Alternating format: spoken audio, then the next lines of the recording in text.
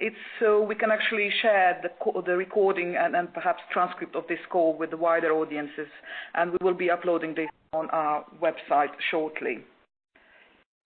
I think everyone can see the screen, and I hope everyone can hear me. I will just share my screen with you. I hope that's working. So thank you very much for joining us today. My name is Valentina Karas, and I'm the Program Manager for the Deteriorating Patients Workstream here at UCL Partners. And on the call today, we also have, I hope, Geraldine Rogers, who is a Deputy Chief Nurse and from NHS Basildon and Brentford CCG, and also Health Significance 7 Lead. And we also have on the call John Cooling, who is the Chairman of Solcom Ltd, company that owns Wizan Digital. And I think we also have Keith Chessel, who is the CEO of Solcom and Wizan, with us on the call as well. So how are we going to run the call today? We'd like to spend about maybe 15 minutes or so giving you a very brief overview of the program and each of the innovations, and then we'll open for your questions. Those of you that are online, you can also send in questions as we go along via a chat box. There's a little cloud again on top of you, and a little bubble there. I would kindly ask once again if you could just mute yourself so the lines are clear and there's no echo on the call. Thank you. So this call is designed to clarify the parameters of the program and to address some common questions that you might have. If there are any questions that we're not able to answer on today's call, either because they're too complex or very specific to your own setting, we'll of course follow up after the call. We may ask you to provide us with a little bit more information offline, and I hope that that's okay with you. So what this program is about. So improving the identification and management of deteriorating patients is a major patient safety priority for the NHS and every other healthcare system in the world. And UCL Partners has worked with NHS partner organizations to improve deteriorating patients' care since 2010. And early warning trigger tools are being used nationally in all acute hospitals that actually facilitate identification of deterioration and so far have been proven to be beneficial. However, there is a limited evidence of the efficacy of early warning tools in the community setting. So after supporting a Q trust in our region to embed the latest version of the National Early Warning Score, News 2, NHS Improvement has now commissioned us to extend our scope to a non-acute setting. And as a part of that work, we'd like to test a soft signs of deterioration approach and use of News 2 in the community settings. As you could see from the call for expressions of interest, the focus is on empowering and equipping non-clinically trained care staff to recognize and escalate deterioration appropriately. The reason behind this is actually an increasing role that support staff play in providing care for individuals with complex and high support needs. It's the roles such as nursing, healthcare assistants, support workers, social care, support staff, etc. And obviously there is growing evidence that suggests that these roles can detect behavioral changes in care home residents and people's own homes that precede deterioration or acute illness several days ahead of the actual crisis. So the actual, the aim of the program, the overall aim of the program is to improve the experience and outcomes for people cared for in the community setting by improving the ability of non-clinically trained staff to recognize, escalate, and communicate early signs of deterioration in a timely and appropriate fashion. So in terms of how we are thinking of achieving this, we are looking to implement two interventions, two innovations. One of them is to use the Significance 7+ tool to detect the soft signs of deterioration and help staff to assess the situation and escalate appropriately. And the second one is to use Wizan telehealth solution to take patient or residents' vital signs, then calculate the News 2 score, and then respond quickly. And I hope we'll have both John and Geraldine saying a little bit more about each of these interventions shortly. We will also support teams by developing improvements to structured communication tools. We'll promote safety culture and also develop a culture of continuous improvement. In terms of who can, expected kind of applicants for this program, The call is open to organizations in the UCLP region. We are covering northeast and north central London, mid and south Essex, northeast Essex and parts of Suffolk, Milton Keynes, Luton and parts of Bedfordshire, and parts of Hertfordshire and West Sussex. There is a map on our website where you can see whether you kind of are within our region or not. We are expecting a CCG or a local authority or a community health trust to lead the application, because we think they are the best place to identify and engage the care providers in their locality, but also to then provide support and sustain innovation after the program ends. In terms of the test sites, they can be either residential or nursing care homes, domiciliary care providers, community nursing teams, and also specialized support accommodation for people with the learning disability and reablement teams. We are particularly interested in testing these innovations in a domiciliary care and the learning disability assisted living homes, because we think that's where we can add the most to the evidence base. But overall, I think we will aim to ensure that there is a diversity of care providers in order to be able to assess impact and then also a learning across different settings. So in terms of how do we see this working in practice, just an example. For example, if the local authority comes forward with the applicant, hello, can you hear me? Yes, it's Geraldine Rogers here. Apologies. Oh, hello, Geraldine. I'm way through, so I kind of asked to say a few words about Significant 7 in a second, if that's okay. That's lovely. Thank you. So yes, so just as an example, if the local authority comes forward as a lead applicant, they may want to identify one or more sort of motivated care providers, whether that's being care homes, residential nursing, or domiciliary care agency. It's up to them, as long as they're willing to test the interventions, and potentially, if they identify that they would benefit from a certain improvement. Then we're not limiting the number of test sites per provider, but we do encourage you to kind of not underestimate the level of engagement and then coordination support you may need to provide. Once you get to this kind of shortlisting stage and interview stage, we will discuss with you what's achievable and then agree a total number of the test sites so that it sort of fits with the funding envelope that we have for this program. We would then expect the lead organization to identify a program manager at their end, someone who will coordinate the delivery of the program and then also engagement with the community teams, someone who will support evaluation activities. That person will quite likely be the lead applicant someone we would expect to see as the lead applicant on the expression of interest form. We'd expect also that person to attend the training so they can then act as a champion and then provide ongoing support to the teams, again, particularly after the program ends. We'd then expect for each test site to nominate 2 people who are best placed to engage and then cascade the training to the rest of the staff within their own organizations. We are looking to train an overall number of 25 to 30 facilitators for each intervention. So I think this is kind of gives you an idea of scope, which is a relatively small scale opportunity. And we are probably looking to work with 10 to 15 care providers for each of the interventions.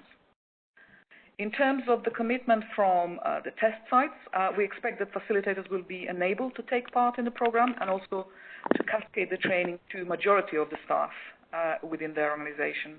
We'll also expect for them to support evaluation activities and then also provide the data to the organization on a regular basis and to share the learning as they progress, both with us, but also with others in their own locality. And in terms of what we offer, we offer an interactive and fun training day on how to use each of the innovations. For Significant 7, we'll provide a toolkit and we'll pay for a licensing fee. And for the Vizan, we'll cover the digital kit and an annual subscription. And for the duration of the program, we'll also provide ongoing support, both through quality improvement, but also troubleshooting for either of the innovations. So I think this is how we see this working roughly. I hope it makes sense.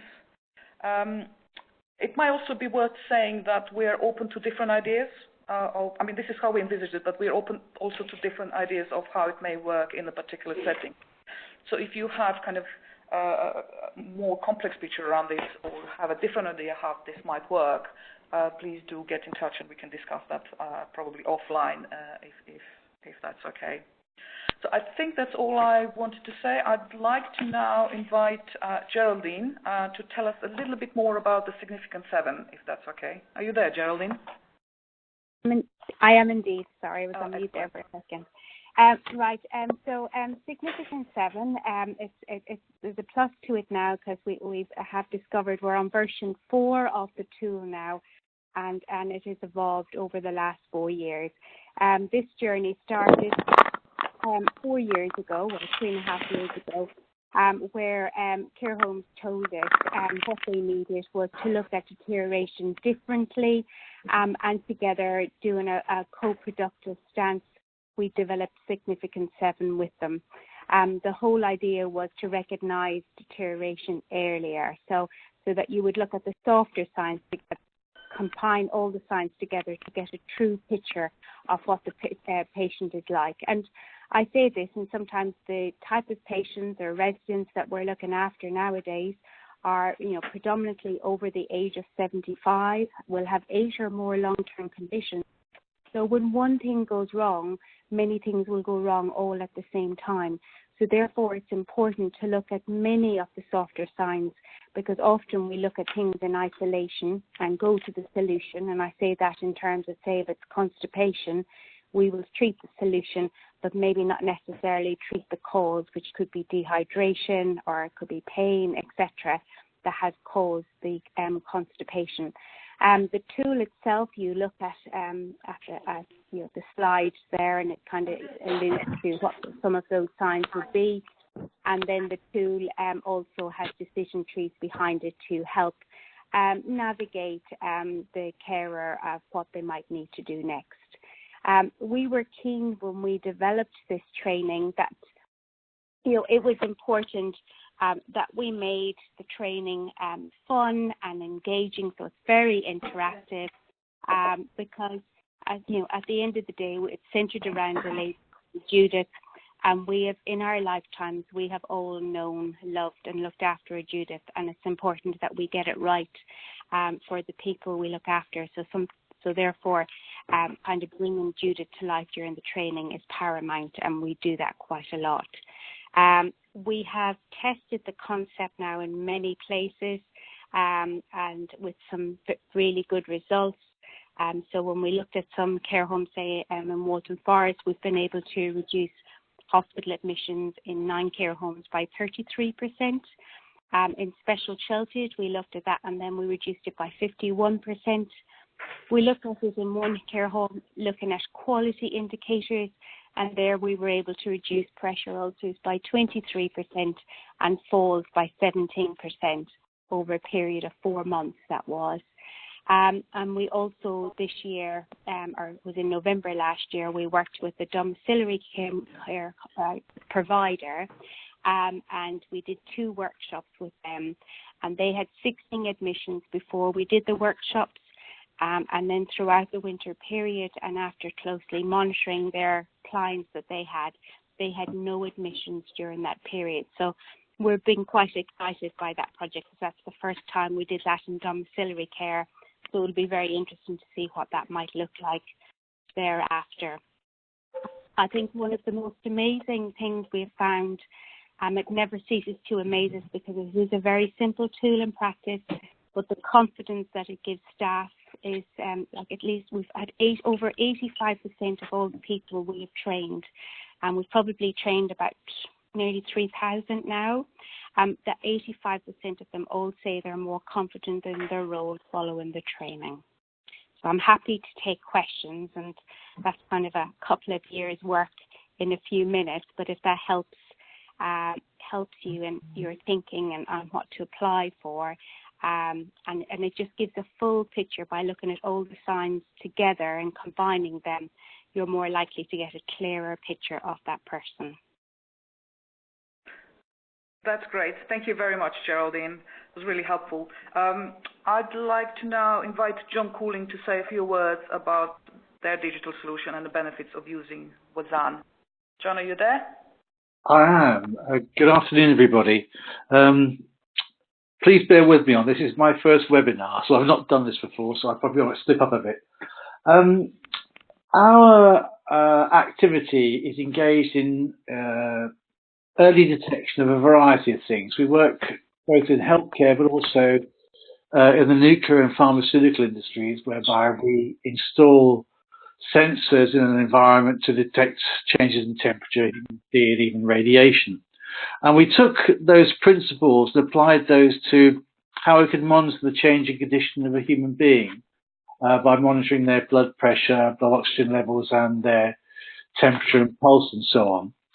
And I think the sort of catalyst which changed our activity was when a couple of years ago we were asked by NHS Sunderland if we could automate the news score to take the suite of equipment which we supply, which is a tablet computer with a Bluetooth-enabled thermometer, blood pressure monitor, and pulse oximeter, and use those in an environment whereby a person with minimal clinical training could take a news score of a resident in a care home.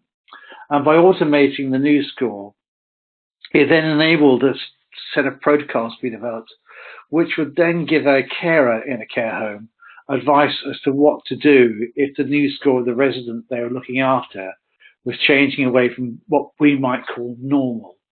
And so for those residents who would have I'm hoping that all of us on this call this afternoon have got a news score between 0 and 1. But for those people, particularly elderly people who have a news score of 5 and above and so on, there's a set of protocols which is now established for carers to adopt a course of action if something is going wrong. And testing the health of the patients in this way has meant that we've been picking up signs of early deterioration. Could be a cold, could be flu. More often than not, it's UTI. We have picked up, of course, sepsis. In addition, we will detect early signs of high blood pressure, low blood pressure, same with oxygen levels. And it's all, again, to go back to how we can actually give a resident probably between 24 and 36 hours prior notice before the condition which they're developing becomes a serious one. And so when we're asked how it sort of works with GPs and so on, and the approach is, how would you rather see your elderly residents? Would you rather see them in a state of crisis or before they get to a state of crisis? And that's what we really do.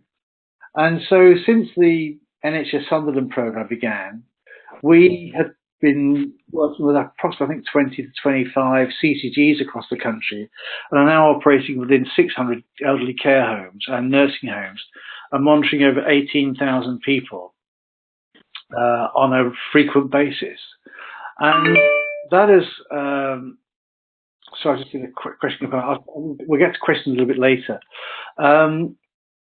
And the impact of that has been, we've now received several studies by NHS bodies showing the reduction in demand on services. And because the carers can now get a program they can follow as to what happens when they find something not very well, it's led to a 70% reduction in A&E attendances, a 45% reduction in bed days spent in hospital with elderly people, 35% reduction in unplanned GP visits, and 22% reduction in 999 ambulance requests. On the other side, it's led to an increase of about 46% of people being treated either at home or in the care home, as opposed to going off to the hospital, and therefore reducing demand upon NHS services. And these statistics have come to us now from 3 different NHS organisations across the country. It's not our data, it's theirs. And for us, the way the sort of program is developed really is that the user base, we encourage them to identify areas where they've spotted a pattern of weakness within a care home or within a group of people, then ask us what we can do about that. And that has led to us developing other applications for detecting frailty, hydration, malnutrition, also falls, weaknesses, or things that may well lead to a fall. We've been asked, are we interested in recording falls? We record falls, but what we're really concerned about and our focus is on is detecting a problem before it becomes a serious problem. And besides the 600 care homes, we're also now working with the domiciliary care, I think in approximately 50 locations in the United Kingdom. And we're also engaged with the Care City test bed operating in East London, which again is dedicated towards empowering people with very little or no clinical training to start detecting signs of weakness. And I think, Geraldine, I think you may be involved in that program too, or somewhere engaged with it. So the direction of travel for us has been keeping people out of hospital and then gradually working further and further away from it. So care homes, nursing homes, naturally, now domiciliary care. And the next stage is going to be actually people who are not using domiciliary care at all, but wish to be monitored in their own homes and have their family monitoring them. And so it's relieving the burden upon NHS services and making savings. I hope that summarises what we do. That's great. Thank you very much, John. Thank you for that very useful overview of Wizan. I hope this overview of the program was helpful, and I'd like to now open to your questions. It might be helpful for some of you to unmute yourself. I will also stop sharing my screen so I can monitor a chat box, because there were a few questions coming that way as well. And just to say that we will be sharing the recording of this call with everyone, and I hope you'll be able to kind of see. And of course, you know, do get in touch with us as you kind of think through your application. I think we can open up for questions. There were a couple of questions that came through the chat box. I think it's for Wizan. John, would you like to take some of these? So the first question that came is, how does Wizan work in a care home? To whom would the results be relayed? Yep. Okay, sure. What happens is that the way the process works is the care home manager is the person responsible for operating the van inside a care home. We provide training to the carers and, of course, the care home manager. The carers then have a program whereby they tend to monitor everyone in the care home approximately every 28 days, so they build up a picture of their pattern of their health. And then the system is used when the carers often identify a resident who is showing signs of being unwell. And this is particularly relevant for those who have what we call communication difficulties. In other words, people with dementia who can't explain why they're not feeling terribly well. But the carers, because they usually have a very good relationship with the residents, tend to spot signs of the problem. At that point, they then get the kit out and start taking a new score. And that information is held in the records inside the care home, and it follows how the care home operates its own manuals for keeping the residents' records. That information is then available to the care home GP if they so wish it, and we provide that to them by giving them a log on onto the system, so they can log on and monitor the residents or their own ward within the care home. Does that help? I hope it does. The next question coming from the same person is, can the test site keep the kit? Which I think is a question perhaps for us. And just to say that's the idea. The idea is that innovation itself will be adopted by the test sites, and then they will continue to use the kit for their own use. So we would cover the cost of the monitoring kit and also the cost of annual subscription in the first year. But then there is sort of ongoing cost for running the equipment, which I think comes to £1 per day per kit. That's correct? Right. Yeah, that's right. The which is, it's basically the same as a mobile phone, whereby you enter into a contract using a mobile phone, then renew it on an annual basis or whatever period of time your contract runs for.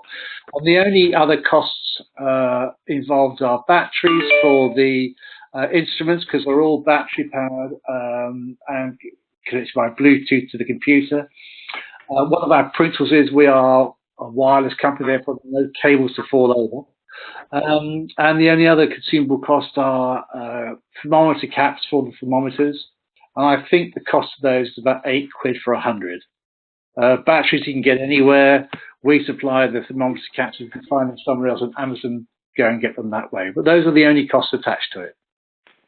So yes, so the idea is that the test sites will keep the equipment beyond when the program ends. In all cases, other than if the test sites became disengaged during the program, in which case, I think it's reasonable to expect for the kit to be returned to us, and then we can reallocate it to others that might have better use for it. Another question that came through the chat box is Rizan being used in district nursing services? Do you, John, have any examples of how that may work? Keith, are not being used by district nurses. The district nurses are familiar with our system because they're going around the care homes and are familiar with it themselves. We have not, as far as I'm aware, applied kits to district nurses. Not yet. Just correct that. Some areas are using it with the community nurses. So in Rotherham, for example, community nurses take it round with them. Oh.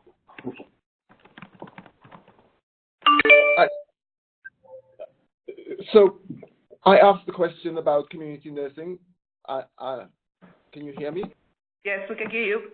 It's Dale Carrington from Whittington Health. So our nurses already have iPads. Is there any kind of solution that would allow the software to be used on the existing hardware that we have? No, there was an systems based on an Android operating system because of the need to be able to connect to lots of devices which are not Apple approved. And we're an iOS site, yes. Okay. Does that answer your question? Yeah? Great. Another question is, are STP areas able to submit multiple bids? As I said, we're limiting either the number of the lead organizations or the test sites, but I think it would be a good idea to kind of think through as to what's feasible and what's achievable for a particular STP. We are looking to work on a relatively small scale, so we're working with 10 to 12 care providers, 10 to 15 care providers across the program for each of the interventions. So yes, you can apply with more bids, but once you get to a shortlisting stage, we will have a conversation with you to understand how it's feasible, how the setup works, and how can you ensure sustainability of your proposal. I hope that helps. There's another question from the same caller, which is, are there any prerequisites providers to participate in this? E.g., do they need to be CQC good or above? Do they need to have clinical staff, etc.? We are not basing our criteria on this, so none of these are applicable in that sense.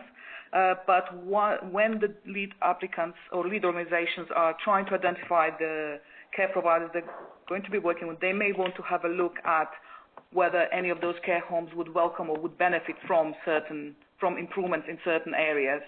But we will not specifically be looking at the CQC rate as such as a part of the selection criteria. I hope that helps. John, or Geraldine, do you have anything to add to this? No, I think when there is an ambition to keep patients safe and to look after them well, we're not in a position to judge different inspections or moments in time. So we can only judge it on the merit of the application and the ambition to to kind of do a project and to do it the best you can to make a difference to the clients and patients we serve. So it'll be based on the application, I think. Yeah. Great. Another question is, could both Significant 7 Plus and Wizan be tested in the same site? Absolutely. Yes. Absolutely. Yeah, quite. I think they support each other. Yeah, no, absolutely. Yeah, no, because I think what Significant 7 does is it monitors it before the clinical observations arise, because sometimes somebody can feel a bit poorly, but it mightn't kind of arise in a clinical symptom, and therefore that's where the Wisdom could monitor it. And I think sometimes, I think the interesting thing in this as well is we talk about news too, but when you look at patients that we look after, their normal might not be 0. Their normal might always be 2. So it's good to know what their baseline is before you start that journey as well. So I think that's why it could work really well in tandem. Quite agree. Absolutely, Geraldine. Spot on. Can I? Great. Hi, this Do is you want to Neha send? Go ahead with the question, please. Yeah, hi, I'm Neha from Camden. I just wanted to ask for a success bid. What would you advise we should include in the bid? What are the important aspects that we should have in the bid? So yes, so in terms of what we'd expect to see in your expression of interest form, it's, I mean, as you could have seen, it's a relatively straightforward and simple form. We'd like to kind of understand, and I think the most important thing for us is to understand is the engagement you have already done, we have already had with your care providers to actually, because I don't know, I mean, you have probably noticed that the timeline is relatively tight and there is a really limited amount of time between once we've selected organizations to be part of this and actually starting the program. So we'd quite like and would expect for you to have already had some engagement with the care homes and probably also got some sort of a commitment from them to be part of this program. So I think that's the most important thing we would like to see in the call. We'd also like to see a commitment of sort of a statement of support from the lead organization or someone senior in your lead organization to ensure that either the person that's going to be leading this program from your side and also care home will be able to and will be enabled to take part in this program in a way it's been designed. I think that's probably the key point. And I think just curating here, it's just in terms of engagement is the key, and the ambition and the drive, because you can imagine Significant 7 for us has been a bit of a labour of love the last couple of years, and that's what's driving it, is compassion and drive to do the best by it. So it'd be good to see how you would make it your own in practice, and how you would make sure the spread of good practice, how you would make it part of your everyday language, and what would that entail. Cool. That's really good. Thank you very much. So you said there was a tight deadline. I don't have the papers. I haven't seen it. But if you don't mind, could you tell me what's the timeline that you just mentioned? I'm not sure if I heard you correctly. Are you asking about the timeline? Yes. Yes. Okay, so we have about another 4 weeks for teams to kind of come together and consider how they may want to put their proposals forward. The deadline for the applications, for the expressions of interest, is 16th of September. We'll take then a few days to review them, and I'm hoping within 2 or 3 days we'll invite those that are shortlisted for a conversation with us, for discussion, for us to kind of understand how this may work. And we are hoping to kind of select the successful teams by the end of September. We then have 2 weeks to sort of agree the details around how this is going to work, who's going to be part of this, and kind of sign up to the program. We have about 2 weeks for that. So the first training session is on the 17th of October. We'd ideally like to keep to that date. We'd ideally like to bring all the facilitators together and do a whole day session where a group of facilitators will receive Significant 7 training and the other group will receive Wizan training, and then we'll bring them together to kind of talk about the deterioration and how we can learn from each other. So that's the initial part. And then we have ongoing monthly calls where we will have either with Dan or Significant 17 with us, providing with ongoing support and troubleshooting. We'll also have a UCLP improvement team providing with quality improvement expertise and advice. We will also be on an ad hoc basis doing site visits to kind of go through some kind of more specific issues that some of the sites might have as they progress. And we are hoping that perhaps in January or a little bit later, we might organize a follow-up event, which may be a training depending on the needs. We will be discussing with the sites as to how we may design that event, and we'd like to co-produce that event with you as well. And then toward the end of the program, which is going to be end of March, early April, we'd like to bring all of the teams together to showcase what they've achieved and to share the learning with us and everyone else. I think that's kind of timeline in overview. Does that make sense? Does that help? Perfect. That's absolutely perfect. Excellent. And there's also a question on the chat box whether Significant 7 is a single training day or multiple training sessions. The Significant 7 training, I understand, takes anything between 4 and 5 hours, Geraldine, something like that? Yeah, it does. The deeper the discussion, the longer the day, but the deeper the discussion kind of gives a really great breadth to the conversation and sometimes unearth things that maybe have never been spoken about before. Great. Okay, we have exhausted all the questions on the chat box, so if anyone has questions, anyone that is on the line, audio line, please come forward. Can I just, one final question. I know somebody's asked about SDP. So is it like across NCL, like with 5 CCGs, and there are loads of care homes? Can we submit multiple bids? I guess the answer is yes, if I've understood the previous question correctly. Yes, I think I understood your question as whether you can apply with the multiple bids across one region NCL. or one STB. Yes. Yeah. The answer is yes. It's just you need to consider, what's feasible in terms of coordination and support. Yeah, perfect. Are there any other questions?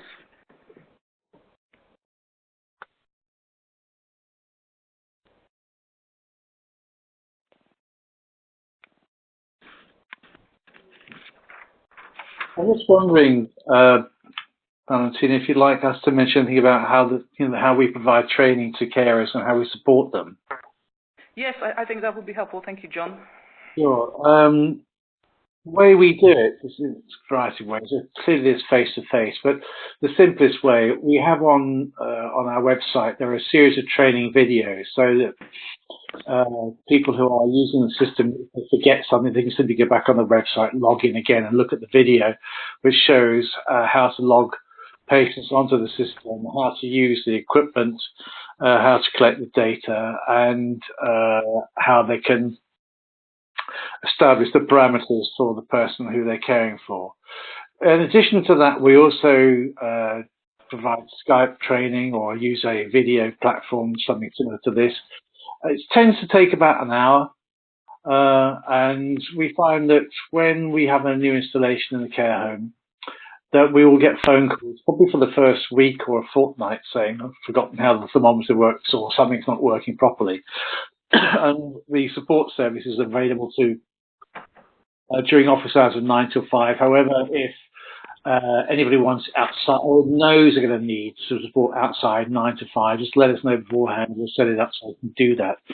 And so we tend to find that after a fortnight, the phone calls stop, unless there's something serious that happens or piece of equipment breaks.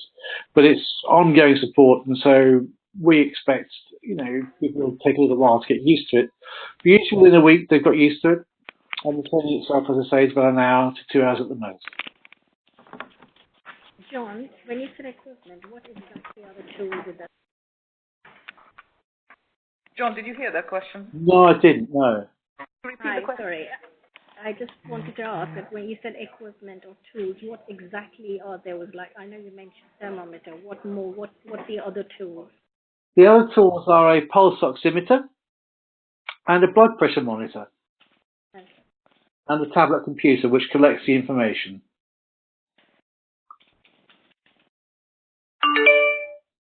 And how, John, can you just explain how does it look like, the actual kit? Yeah, well, I mean, have a look at the website, which is www.wzan, spelled WHZAN.com. And there's a photograph there of a blue plastic case showing the kit set inside the box. The blue plastic case is very strong. We've thrown it out of windows from a few floors up to make sure it doesn't break. And there's a description of it there. And the instruments that we use are durable instruments. They've been thrown about quite a lot. You know, as I said, we've got 600 care homes using them, plus another 50 or so domiciliary care units using them. So they're well tried and tested. Breakages are very rare, and replacement costs are very low too. Great. We have one more question, which is, in a large care home, could we test WZAN on just one unit, or does it need to be the whole home? My assumption would be that it's fine to test in one unit. John, Yep, yeah? it is. The recommendation we make for using is that if it's a single-story care home, it's a multi-story care home, say it's on 2 floors, then we recommend that they have one set of equipment for each floor for the residents on each floor of the care home. And that's for reasons wherever so the carers know where it is, it stays in a safe place. And we also suggest that it's no more than 25 or 30 residents per kit is used. So one kit can be used for monitoring an entire care home of 25 to 30 people. We recommend the restriction only for the reasons that the batteries will run down faster. And at the end of each day, we highly recommend that the tablet computer is plugged in. It's like using your mobile phone throughout the day. At the end of the day, you'll find you've got a flat battery, so you plug it in and recharge it. The same goes with the tablet computer that we supply. I've checked your website just now. It says falls risk assessment. So how does it work for falls? Can you just quickly give me a brief idea? We have a further assessment tool, which is a questionnaire, which is used for when a resident is identified as being potential falls risk. It's quite an extensive questionnaire, which was worked out between NHS Gateshead, I believe, Keith, is that right? I think it was Gateshead. NHS Gateshead asked us if we could do a falls assessment. So it's their questionnaire, and we've automated the last part of the information they wish to collect. And so within the questionnaire, and I can send it to you, will be the assessment, not just of their news score, but also of the individual's exercise routine, what footwear they're wearing, are they adhering to their prescription, what exercise are they taking, what environment they're living in, and so on. So it's quite comprehensive. And at the end of it, it can reach a recommendation of falls risk.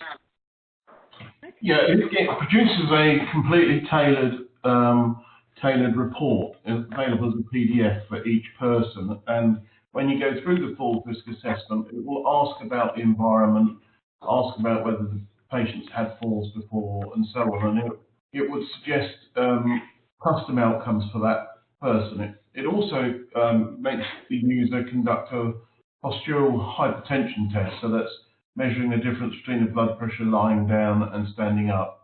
And that's also used in the risk assessment report. Thank you. Great. Are there any other questions? We still have a bit more time, so if you have any other questions, we'd be happy to take them.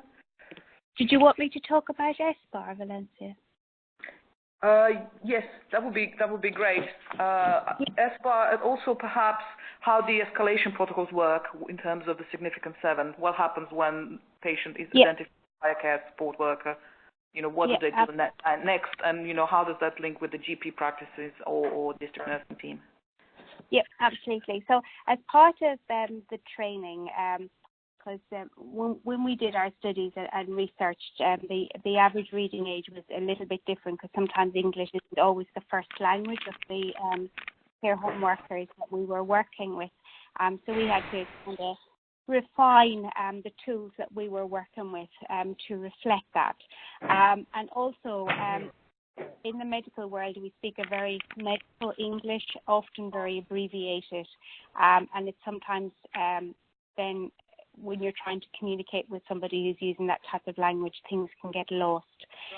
So what we do is as part of the training, we look at a couple of things. So one thing is we look at baseline. So as we talked earlier about need to having a baseline, we also look at a significant me. So it's how to create a care plan that would reflect those people using those signs. So we go through that. And also, we also talk about how to escalate or call for help and how to execute that message so that you can get the desired response when you ring up and you request help. Now, this will work 9 times out of 10, but there'll always be, a catalyst or something that doesn't work to that domain, but 9 times out of 10 it does. So we do practices, and we have a tool that we've created, the SPAR, that is specific to the Significant 7 to help people to guide when they have to ring either 111 or the GP or a rapid response so that they're able to do that. We also can create, or there's a tool where we can create a local chart that says, actually, if something happens, who do you call and why would you need to call it? So it just makes it bespoke and specialist to that care home as well, so that they're able to ring and execute that call effectively.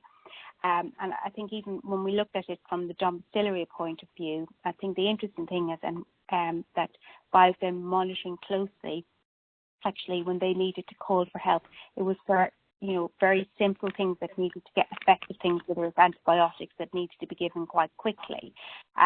But just because they were monitoring and doing it all the signs every time, actually they were much more holistic in their call, and it was much more concise but professional in its delivery. So we find that's really helpful, and staff say that's quite welcome to do it as well. And we're in the process of kind of setting up a video where how to do the care plans effectively that we'll be able to share in time with you as well as the project proceeds. And I believe, thank you, Geraldine. I believe the same sort of applies for Wizan as well in terms of using SBAR or structured communication tools, and also kind of individualized care homes or care providers escalation protocol. Yeah, absolutely. And as part of the pack that you'll get, we'll have your poster to go on the wall. We also create Significant 7 champions, which help locally. So those people will get a special certificate and a badge, and they'll hopefully help you drive the tool in practice. And different people do different things. So just to kind of give you an example, there's some care homes that have Significant 7 as part of their induction. So they're able to say, this is how we monitor deterioration in our care home. Some will have displays, so they'll have notice boards and say, this is how we're doing it. And we've also had different trainers go into care homes, but then again, if you've been trained and educated the residents' relatives, because care home staff often say actually it's the relatives that asked us to call for help and etc. So therefore you could deliver, speak to relatives about the tool and what you're doing, and that way it promotes confidence that when you're doing and assessing somebody that you're doing it holistically, and that the family and the resident or patients feel that there's been a thorough approach to their assessment and care. Great. Thank you, Geraldine. Okay, another question came through. If the test site continue to use the kit, what exactly are the ongoing costs that the test site should continue paying for? Is it only £1 per day per kit, or is there more? Sorry, I couldn't hear that part. John, that goes back to you. I think we did talk about it, but if you just briefly... Yes, sure. It's £1. Yeah, that's right. It's £1 per day per kit. That's it. The only other things are the batteries, which you can buy anywhere, and they're A1, A2 batteries, and thermometer caps. That's it. That's it. And for significant 7, other than sort of licensing fee that the UCL partners will cover, is there any other cost attached to continuing use post-program, Geraldine? We're in the process of creating a portal for this, so that you, as we update the tools, etc., because bear in mind we're on version 4 and it'll continue revolving.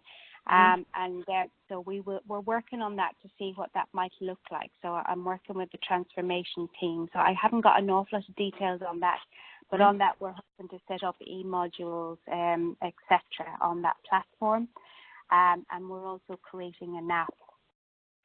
So it is evolving, and then we do hope that at least each year that we would run, and we had one this year, a significant 7 conference, so that we can share good practice across the patch of what that looks like, and celebrate success, because I think we probably don't do that enough, and share some really good care studies and learning. So we have to learn from all of our experiences and whatever they are, so that we can create a tool that's robust to help people in practice. So we're on a journey with that, but and as we work with different people, that kind of furnishes us the journey even more.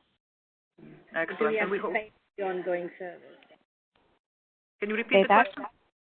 Sorry, the question is, do we have to pay for the ongoing service after the year? The license is £100 a year for a care home at the moment. So it's not. Which is going to be paid by UCL partners? It's been paid by UCL partners this year. Yeah, so every year we have to renew it, is that right? At the moment, while I'm working at the portal, I can't say what the cost is. I think in terms of, I don't think it'll be as much as that, because we can refine what you want as offer. Because some people might say, do you know what, I just want to have access to the tools, or I want to have access to e-learn modules, etc. So we will have different packages to dictate the need, because as you can imagine, we're on a journey with this. This started off as a small project for me, and suddenly it's gone huge, and I'm learning as I go, and exploring. So the appetite for it is huge. We always believed that this would work and really make a difference, but it has grown, and so therefore we have to grow with it to see what we need to do.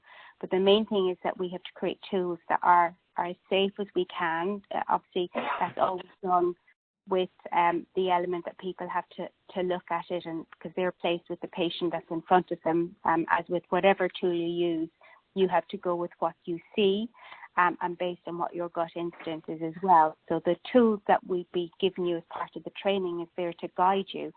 But as we kind of look at and develop things, that's our ethos, is to make it as safe as we possibly can.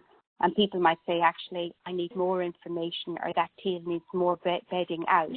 And that's why we're on version 4. But by no means, you write version 4 and suddenly you're thinking, actually, I'm in my mind, I've got version 5 already.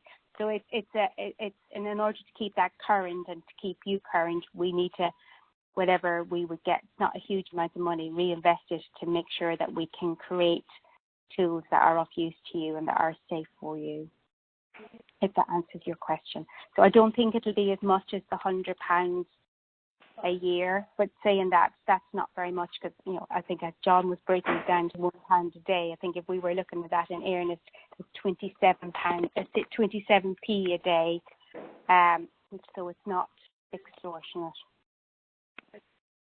Especially if you look at it in terms of the savings that's going to be created in the system, in terms of the reduced number of A&E attendances and so on. So I think in that sense, definitely not. Yeah, and you just, and in terms of the whole patient experience, and then getting, treatment at the right time, at the right place, and also, this is about, and we talk about this when we go through the patient, this is about, we underestimate as workers in an organisation the power we hold, and we do have that power to add or subtract to patients' lives based on what we do or don't do. And therefore, by having tools to help us to do the right thing, we actually are adding days to life rather than subtracting it. And I think we can't underestimate that power. That's great. Thank you very much, Geraldine. We are sort of coming to the end of the call. Are there any other questions, burning questions that you'd like to ask today? Please let us know. Can I just say that in the WASAN training, there are two parts to it. One part is learning how to add the patients onto a portal, which the care manager might use.